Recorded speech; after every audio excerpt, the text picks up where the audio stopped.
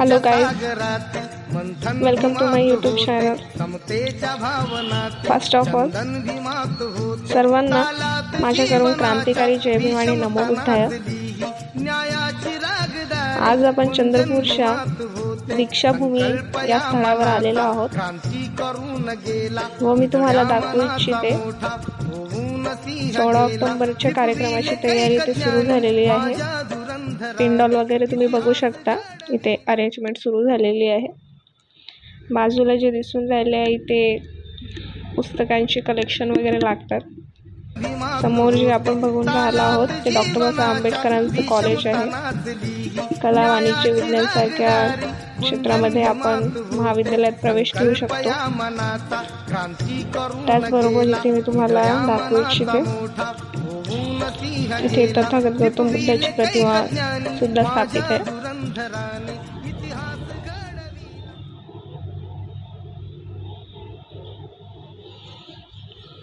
बघू शकता आपण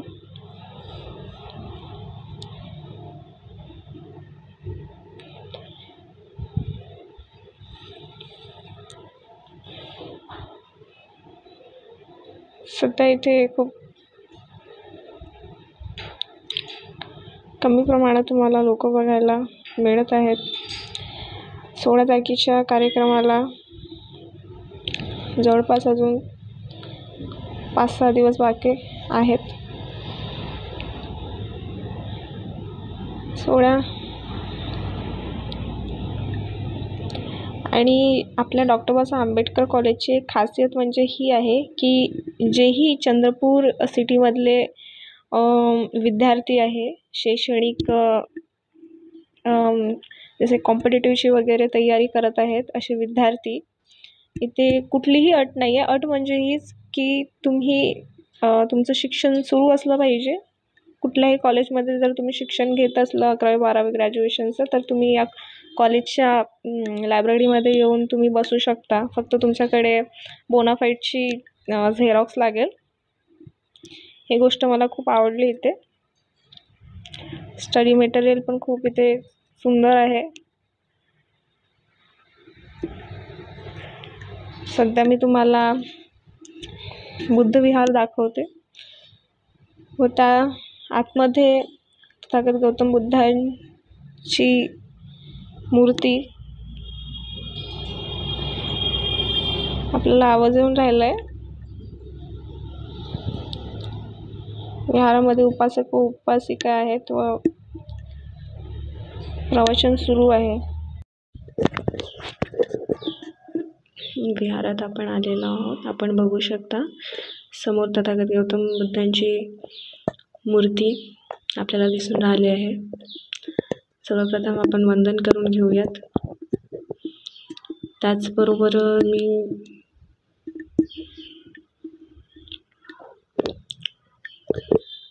पुन्हा एकदा सर्वांना जाणीव करून देऊ इच्छिते की डॉक्टर बाबासाहेब आंबेडकरांनी सुरुवातीपासून रक्ताचं पाणी होईपर्यंत जो संघर्ष आपल्या समाजासाठी केलेला आहे त्याची जाणीव आपल्याला असलीच पाहिजे असं मला वाटतं.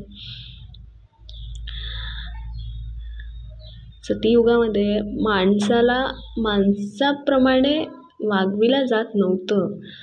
तेव्हा वर्ण भेदभाव, ऊच नीच, जाती व्यवस्था होती. आणि आता नशिबाची गोष्ट आहे की सर्व गोष्टी आपल्या याच्यात आता राहिलेल्या नाही आहेत. आपण आज स्वाभिमानाचं जीवन जगत आहोत. माणसाला माणुसकीप्रमाणे वागविल्या जाते.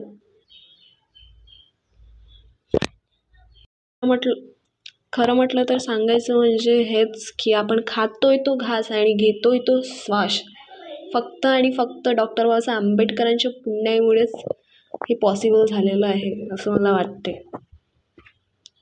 डॉक्टर बाबासाहेब आंबेडकरांनी आपल्या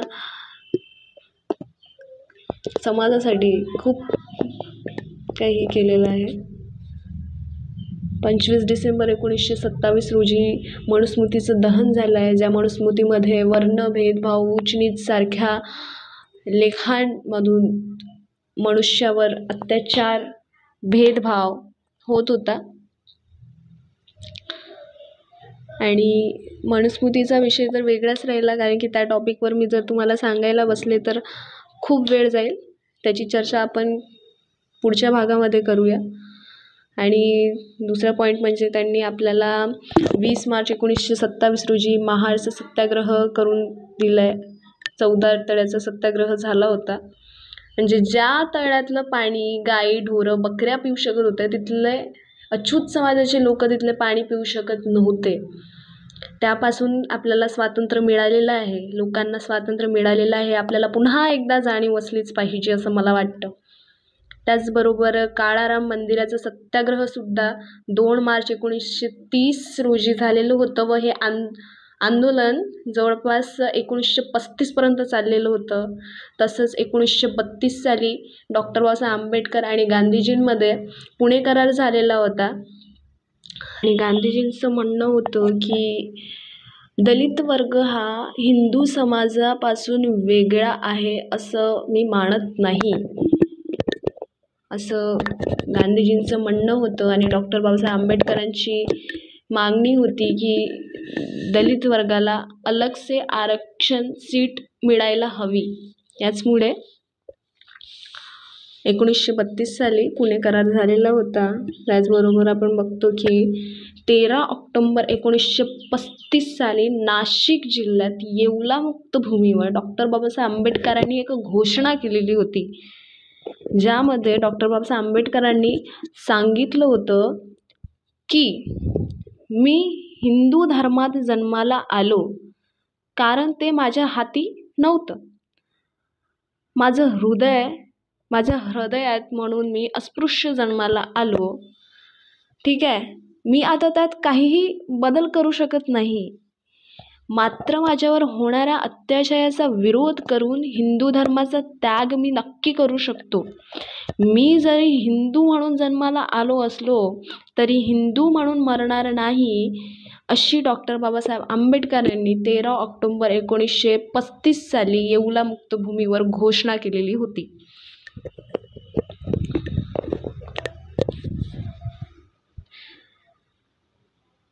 आणि त्यानंतर डॉक्टर बाबासाहेब आंबेडकरांनी पुष्कळ धर्मांचा अभ्यास केला, खोलातून धर्मांचा अभ्यास केला. आणि ज्यावेळी डॉक्टर बाबासाहेब आंबेडकरांनी घोषणा केली, त्यानंतर जेव्हा डॉक्टर बाबासाहेब आंबेडकर धर्मांतर करणार आहे हे गोष्ट सर्व धर्मांच्या धर्मगुरूंना माहिती झाली होती. तर सर्व धर्मगुरूंनी खूप प्रयत्न केलेला होता की इतके लोक जर दुसऱ्या धर्मामध्ये धर्मांतर करीत आहेत तर ते लोक आपल्या धर्मात धर्मपरिवर्तन केले पाहिजे. हा प्रयास सर्व धर्मगुरूंनी केलेला होता. पण डॉक्टर बाबासाहेब आंबेडकरांनी मुळातून सर्व धर्मांचा अभ्यास करून शेवटी बुद्धांचा धम्म निवडला व तोच दिवस आपण 14 ऑक्टोंबर 1956 साली डॉक्टर बाबासाहेब आंबेडकरांनी नागपूरला 5 लाख अनुयायांना बौद्ध धम्माची दीक्षा दिली होती. आणि दरवर्षी लाखोंच्या संख्येमध्ये हा सण उत्सव म्हणून आपण साजरा करत असतो. आणि देश विदेशातून दूरदूरून लोक इथे